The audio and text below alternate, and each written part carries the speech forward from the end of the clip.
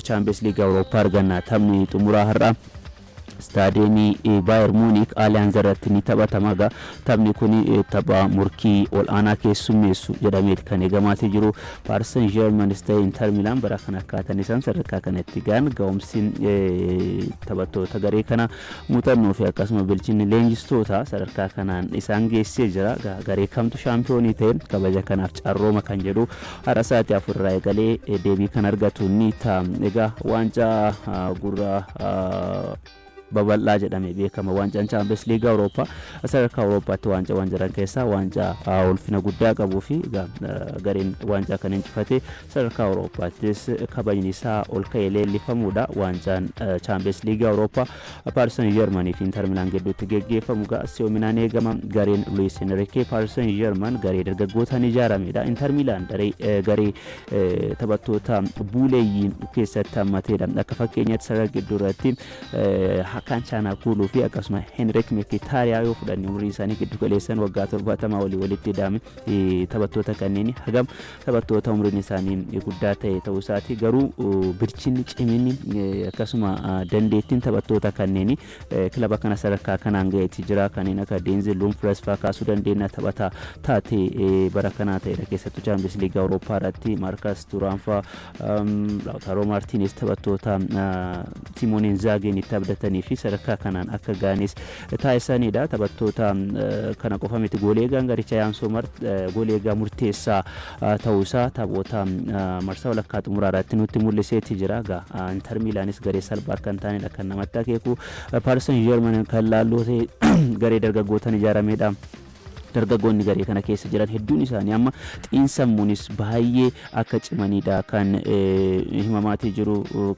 Vitinha fa'aa kaasuu dandeenya. Kivicha Kvaratskhelia barana taphataa cimaa Ligue France ta'e kan filatamin Ousmane Dembele fa'aa kaasuu dandeenya. Taphattoonni garee kana keessa jiran hedduun isaanii taphattoota injifannoo dheebotanii fi akkasuma waancaa Champions League kana milkeessuudhaaf hamilee olaanaadhaan tapha kana eegaa jiranidha.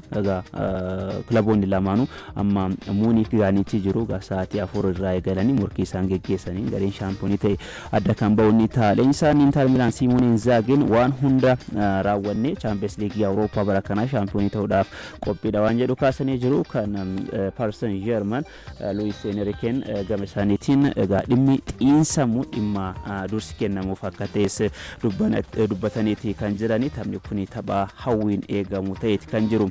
Odeeffannoo jijjiirraatti wal qabatee David Ryan kontiraataa waggaa 3 Fiorentina waliin qabu dheeressuu isaati kan ibsame. Gooleegaan duraanii Manchester United David Ryan kontiraataa kilaba kana waliin qabu waggaa 3 dheeressee jira. Yeroo gaarii dabarsaa jira kilaba kana keessatti. CR7 Cristiano Ronaldoon kontiraataa Al Nassr waliin qabu dheeressuuf akka walii galeera kan ibsame. CR7 bara 2023 Al Nassritti makame kontiraanni Al Nassr waliin qabu xumura bara kanaati kan goolabamu. Odeeffannoo biraatiin Roomaan arganna Gianpaolo Gasperini leenjisaa garichaa gochuuf akka dhiyaatedha kan ibsame. Kontiraataa waggaa 3tiin Gianpaolo Gasperini qacaruuf akka ta'es Super Sport gabaaseeti jira. Odeeffannoowwan jijjiirraa jettee wal qabataniin ammoo Al Nassr arganna taphataa sarara fuuldura kilaba Liverpool Luis Diaz fudhachuudhaaf ni barbaada. Sanaan Bayern Munich ammoo Florian Wirtz mallatteeffachuu akka danda'udha kan himamaatee jiru. Jadon Sanchoon ergisaan amma Chelsea keessa jira.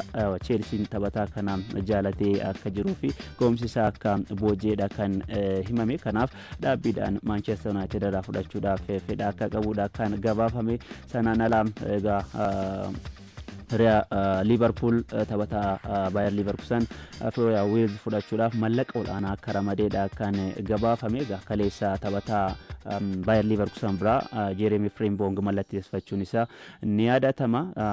Odeeffannoo koo xumuraatiin kan taasifadhu Johnny Evans kubbaa miilaa dhaabuu isaa ifoomsee jira. Taphataan duraanii Manchester United Johnny Evans waggaa 37tti kubbaa taphachuurraa soorama bahuu isaa kan ifoomse. Taphataan sirreessaa bara 2015 taphoota 131 Manchester United hiriiree taphachuu danda'eeti jira. Lammiin Ireland kaabaa kun biyya isaafis taphoota 107 hiriiree taphachuu danda'ee jira.